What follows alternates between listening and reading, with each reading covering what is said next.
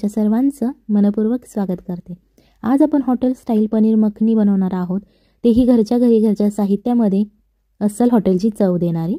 या रेसिपीसाठी सगळ्यात पहिल्यांदा आपल्याला 200 ते 250 हे पनीर तुम्ही तुमच्या इच्छेनुसार तुमच्या आवडीनुसार कट करू शकता। तुम्हाला जो शेप हवा आहे त्या शेपमध्ये तुम्ही हे कट करून घ्यायचा आहे। जनरली हॉटेलमध्ये अशा प्रकारे चौकोनी शेप असतात, क्यूबिकल शेप। सो आज आपण त्याच्यानुसार कट करून घेणार आहोत, कारण आज आपण हॉटेल स्टाईल पनीर मखनी बनवत आहोत। सो अशा प्रकारे आता हे कट करून झालेला आहे। याच्यानंतर आपल्याला एक प्लेट घ्यायची आहे आणि या प्लेटमध्ये हे एक ते आपल्याला सोयीस्कर होईल अशा प्रकारे हे पनीर आता आपण कट करून घेतलेला आहे।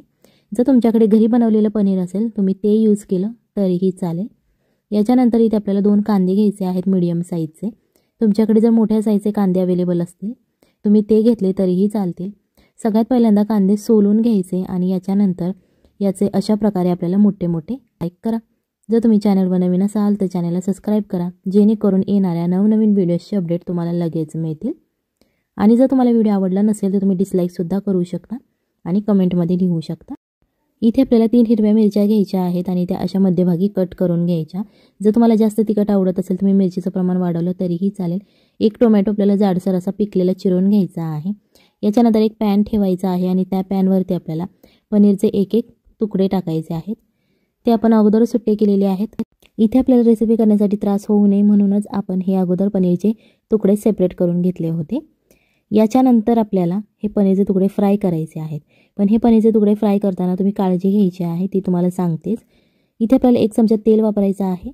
जर तुम्हाला तेल आवडत नसेल तुम्ही लेस ऑइल बनवत असाल तर तूप किंवा बटर खाल्लं वापरले यामध्ये तरीही चालेल। हे पनीर फ्राय करताना काळजी घ्यायची आहे की पनीर आपलं तुम्हाला हे पनीर हाय फ्लेमवरती फ्राय करायचं नाही, लो टू मीडियम फ्लेमवरती तुम्ही हे फ्राय करू शकता। हे पनीर आपलं फ्राय झालेलं आहे, एका प्लेटमध्ये काढून घ्यायचं। याच्यानंतर 10 ते 12 काजू घ्यायचे आहेत। जर तुमच्याकडे काजू अवेलेबल नसेल तर तुम्ही शेंगदाणे घेऊ शकता, पण ते शेंगदाणे भिजवून घ्या आणि त्याची वरची साल काढून टाका, जेणेकरून तुम्हाला ते काजूसारखे यूज करता येतील। आता जे आपण कांदा कापून घेतला होता तो कांदा याच पॅनमध्ये घालायचा आहे ज्यामध्ये आपण पनीर फ्राय केलं होतं। कारण या पॅनमध्ये तेलकटपणा सुरुवातीलाच होता, कारण आपण यामध्ये पनीर फ्राय केलेलं आहे। सो तेल वाया जाऊन द्यायचं नाही, त्यामध्येच कांदा घालायचा। जे आपण काजू घेतले होते 10 ते 12 ते सुद्धा यामध्येच घालून घ्यायचे आहेत। याच्यानंतर आपल्याला इथे घालायचं आहे सफेद तीळ, कारण सफेद तीळ हे सगळ्या हॉटेलमधल्या ग्रेव्हीमध्ये वापरलं जातं। 2 चमचे आपण सफेद तीळ वापरणार आहोत। हे तुम्ही पॉलिशवाले यूज केले किंवा बिना पॉलिशचे साधे जे तीळ असतात ते यूज केले तरीही चालतील, काहीच प्रॉब्लेम नाही। सो अशा प्रकारे आपले आता सगळे पदार्थ घालून झालेले आहेत। हे थोडंसं आपल्याला फ्राय करून घ्यायचं आहे 1 ते 1.5 मिनिटे। हाय फ्लेमवर करू नका, मीडियम फ्लेमवरती हे फ्राय करून घ्या, जेणेकरून कांदा थोडासा नरम होईल। जास्त शिजवायचा नाही आपल्याला, कांदा कच्चाच ठेवायचा आहे, फक्त थोडासा त्याचा कच्चापणा निघून गेला पाहिजे इतकाच तो आपल्याला फ्राय करायचा आहे। सो जास्त वेळ नाही केला तुम्ही फ्राय तरीही चालेल, गोल्डन ब्राऊन नाही होऊ दिला तरीही चालेल। अर्धा ते 1 मिनिट हे तुम्ही फ्राय करून घ्या, जेणेकरून छान असं फ्राय होईल। सफेद तीळ जे आहे ते भाजले जातील।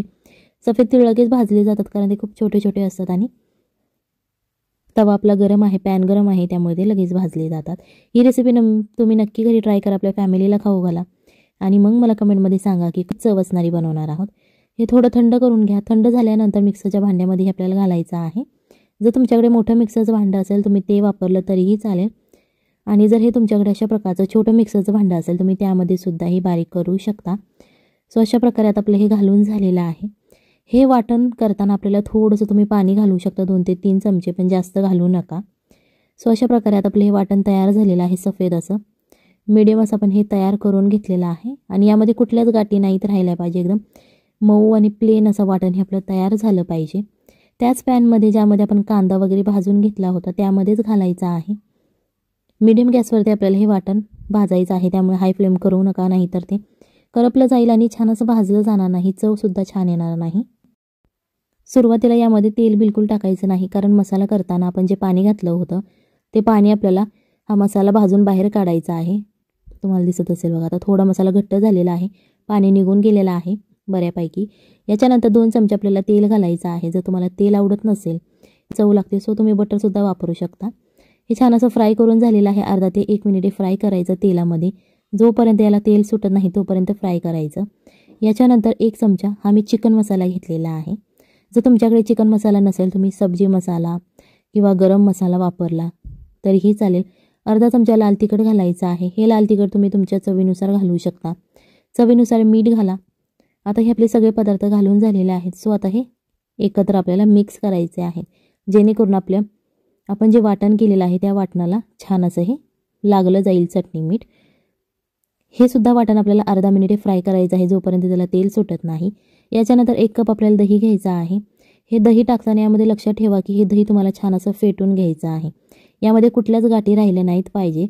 अशा प्रकारे तुम्ही ते पातळ असं फेटून घ्या. ज्याप्रमाणे दूध असतं आपलं त्याचप्रमाणे ते फेटलं गेलं पाहिजे. कुठल्याच गाठी नाहीत उरल्या पाहिजे, जेणेकरून ही छान हॉटेल स्टाईल पनीर मखनी तयार होते. याच्यानंतर आपण जे पनीर फ्राय करून घेतलेलं आहे ते यामध्ये घालून घ्यायचं आहे. जास्त वेळ लागत नाही रेसिपी होण्यासाठी, कारण पनीर अर्धं कच्चं फ्राय झालेलंच असतं. फक्त चटणी मीठ त्यामध्ये लागलं पाहिजे इतकंच या रेसिपीसाठी असतं. पनीर मखनीची ही अर्धी प्रोसेस आपली तयार झालेली आहे. याच्यानंतर थोडीशीच बाकी आहे. जास्त रेसिपी बाकी नाही, थोडीशीच आहे. कढई ठेवायची, त्यामध्ये 1 ते 2 चमचे तेल घालायचं.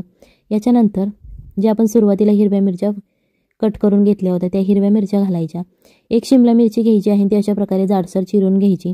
ती सुद्धा याच मिरच्यांमध्ये घालून घ्यायची आहे. थोडीशी फ्राय करा, जेणेकरून यांचा कच्चापणा निघून जाईल.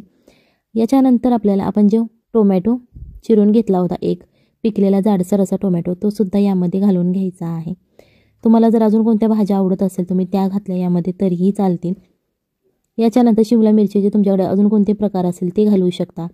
चवीनुसार मीठ घालायचं आहे. आता याच्यानंतर हे थोडंसं आपल्याला फ्राय करायचं आहे. पण हे फ्राय करताना लक्षात ठेवा की तुम्ही याच्यावरती झाकण ठेवू नका, नाहीतर या भाज्यांचे कलर बदलले जातील आणि तशी हॉटेल स्टाईल तुम्हाला चव येणार नाही. सो अशाच प्रकारे 1 ते 2 मिनिटे या भाज्या जरा फ्राय होऊ द्या. आणि याच्यानंतर भाज्या फ्राय झाल्यानंतर आपल्याला ह्या भाज्या जी आपण पनीरची भाजी केलेली आहे त्यामध्ये घालून घ्यायच्या आहेत. तुम्हाला दिसत असेल अशा प्रकारे ह्या भाज्या तुम्ही घालून घेऊ शकता. भाज्या घालून झाल्यानंतर हे छान असं मिक्स करून घ्यायचं आहे, जेणेकरून आपण जे मसाले घातलेले आहेत ते सगळ्या भाज्यांना लागले जातील. जर तुम्हाला ग्रेव्ही करायची असेल तर तुम्ही यामध्ये थोडंसं पाणी घालू शकता, नाही तर अशाच प्रकारे घट्ट भाजी खाल्ली तरी खूप छान लागते. सो ही रेसिपी नक्की घरी ट्राय करा. तुम्ही ही भाजी चपाती, भात, रोटी, नान याच्याबरोबर खाऊ शकता, कारण खूप छान याची टेस्ट लागते. जेव्हा अचानक घरी पाहुणे येतात तेव्हा तुम्ही अशी हॉटेल स्टाईल भाजी बाहेरून आणण्यापेक्षा घरीच करू शकता. इतकी टेस्टी ही बनते आणि सगळ्यांना वाटेल की तुम्ही ही भाजी बाहेरूनच आणलेली आहे. अशा प्रकारे याची टेस्ट आहे.